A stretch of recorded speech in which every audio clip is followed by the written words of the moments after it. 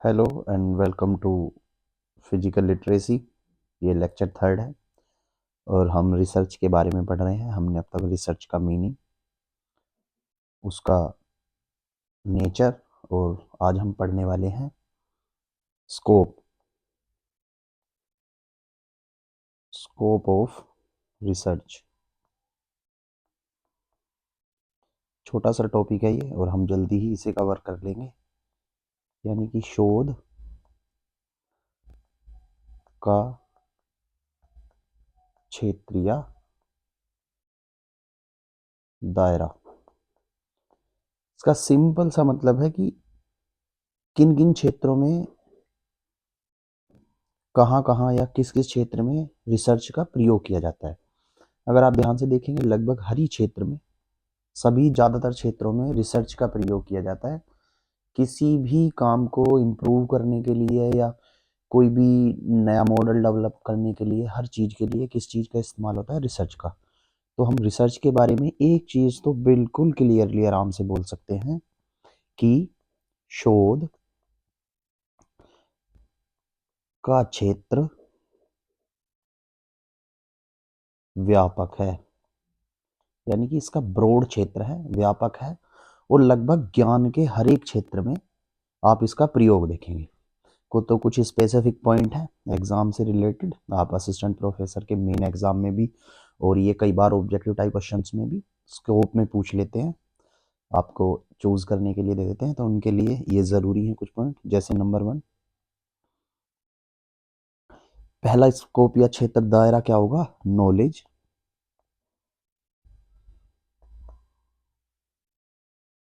Expansion.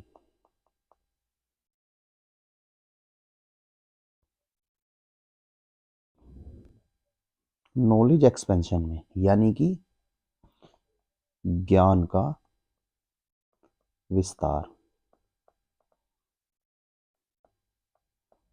ज्ञान के विस्तार में जैसे नई जानकारियां हों, सिद्धांत बनाने हों, कोई अवधारणाएं उत्पन्न होती हैं, ये तरीके जो भी कोई अवधारणाएं आती हैं उन सब के लिए किसका प्रयोग होता है? रिसर्च का। सिंपल एकदम। दूसरा, प्रॉब्लम सोल्विंग,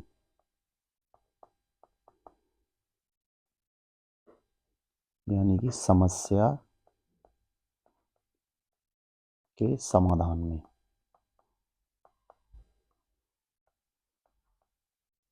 ठीक है, समस्याओं के समाधान में। जैसे किस तरीके से? कोई सामाजिक समस्या है, शिक्षा के क्षेत्र में समस्या, स्वास्थ्य से संबंधित, खेलों से संबंधित समस्याएं आ रही हैं, अर्थव्यवस्था में, वह व्यवहार आदि की समस्याओं का समाधान देता है। किसके द्वारा? रिसर्च के द्वारा। जैसे शिक्षा के क्षेत्र में कोई इमीडिएट रिस्पॉन्स के लिए हमें किसी तरीके का कोई रिसर्च करना है, तो इस तरीके की रिसर्च कहलाती है एक्शन रिसर्च। हम आने वाले टाइम में टाइप ऑफ रिसर्च में ये सब चीजें पढ़ेंगे। Third one is policy formulation. Policy formulation, इसको कहते हैं नीति निर्माण। नीति निर्माण के क्षेत्र में,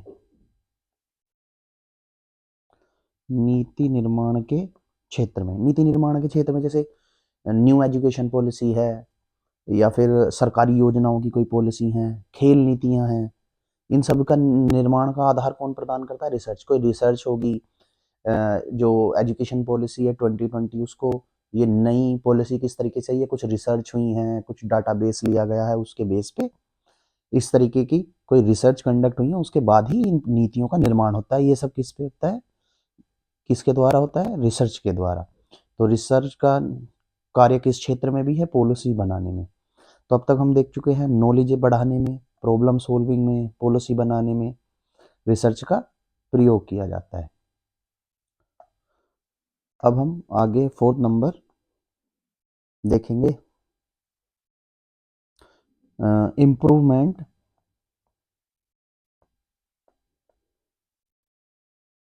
ऑफ प्रैक्टिस।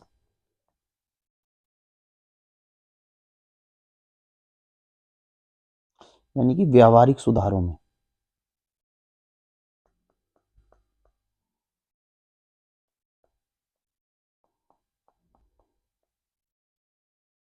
व्यवहारिक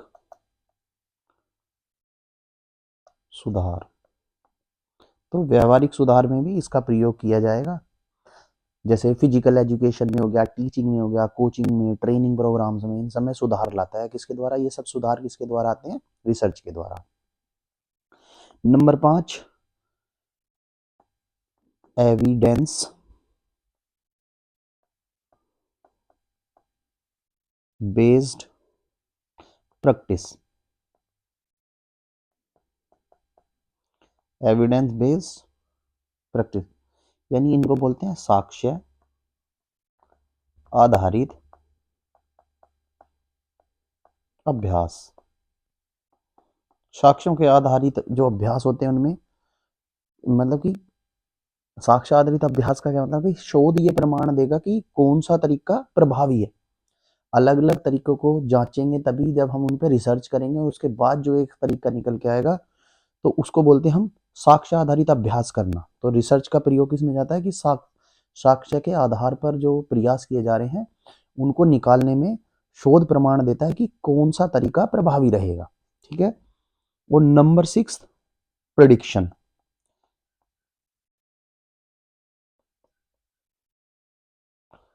प्रेडिक्शन का मतलब है कि पूर्व अनुमान लगा लेना।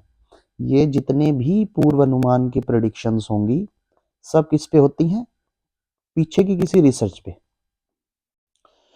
जो भी डेटा है, जो भी किसी तरीके का डेटा उसका एनालाइज करके उसको रिपीटेशन देके, चाहे वो किसी भी क्षेत्र में, क्रिकेट में आप देखते हैं पूर्व अनुमान लगा लेते हैं कुछ चीज़ों का। आप स्टॉक मार्केट में देखते हैं प्रीवियस चार्ट्स को देख के या किसी कंपनी के पुराने रिकॉर्ड को देख के उनके स्टॉक्स के बारे में जानकारी निकाल लेते हैं एनालिस्ट। ये सब क्या है? पूर्व अनुमान लगा के। तो इसमें भी रिसर्च का व्यापक क्षेत्र है ये भी एक। 7 number, development of tools and methods. Tools और मेथड्स के यानी कि उपकरण में विधियां विकसित करना। उपकरण यानी टूल बनाना व विधियां विकसित करना।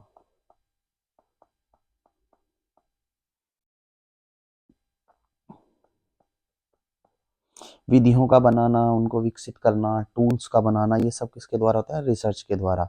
जब किसी रिसर्च क्षेत्र में रिसर्च होती है तो नए परीक्षण यानी टेस्ट बनाए जाते हैं, मापन के उपकरण, स्केल बनाए जाते हैं, जैसे स्किन फोल्ड कैलिपर्स है या स्पायरोमीटर्स हैं। ये सब क्या है? ये रिसर्च के द्वारा ही विकसित हुए हैं और जो आए हैं तो उनको बोलते हैं। रिसर्च का कहाँ प्रयोग हो रहा है, क्या दायरा, क्या क्षेत्र में प्रयोग हो रहा है? कि development of tool and methods को डेवलप करने में। Number 8, social and human development. Social and human development, सामाजिक विकास बोल सकते हैं इसको।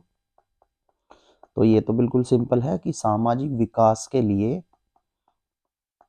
रिसर्च का बहुत बड़ा योगदान है। मानव का व्यवहार हो, स्वास्थ्य से संबंधित हो, मनोविज्ञान हो, खेल प्रदर्शन हो, शिक्षा आदि सभी क्षेत्रों में विकास के लिए इसको बोलते हैं सामाजिक विकास के लिए रिसर्च का प्रयोग होता है या रिसर्च करी जाती है इन सभी क्षेत्रों में।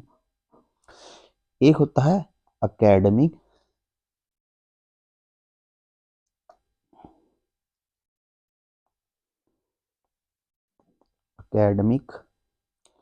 And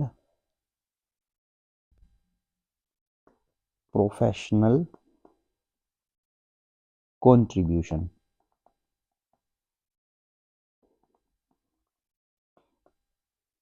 academic and professional contribution में जैसे अध्यापकों हों, प्रशिक्षकों, कोच हों, मनोवैज्ञानिकों हों या शोधार्थी कोई शोधकर्ता हों के लिए नई जानकारियां उत्पन्न कराती है कौन? रिसर्च। पहले से जो रिसर्च हुई है उनके लिए जो एक तरीके से डाटा होता है, प्राइमरी डाटा जिसे हम बोलते हैं। दो तरीके के डाटा पढ़ेंगे हम आने वाले टाइम में, प्राइमरी और सेकेंडरी डाटा।